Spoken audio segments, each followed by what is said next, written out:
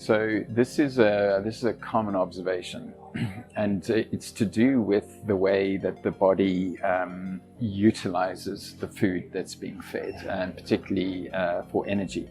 So obviously the food that's being fed has got protein in it, but it's and that's part of what the body uses for its building blocks, you know, maintaining the muscles, the bones, the structures of the body.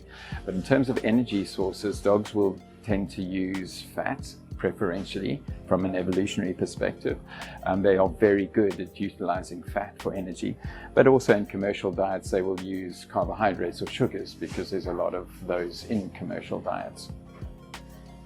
So when we change their diet from a commercial high carbohydrate plant-based diet to a species appropriate or evolutionary diet, which is principally meat, which is principally protein and fat, then the digestive and metabolic processes required to utilize the energy in the food have to shift and change gear.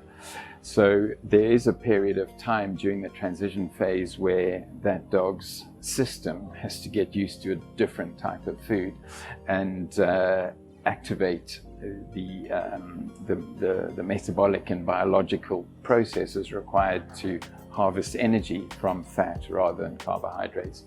So generally speaking, there's a period of usually a few days, 3 or 4 or 5 days, where there's a bit of an energy lull as the new food is recognized by the body's digestive systems, and those digestive systems are then activated to extract the energy required from the food.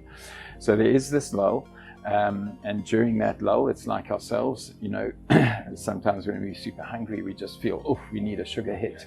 And unless we get that sugar hit, we feel lethargic and listless, and we want to sleep. And unfortunately, it's the same with our dogs when we are transitioning them from a high carbohydrate diet to principally a diet that's rich in protein and fat.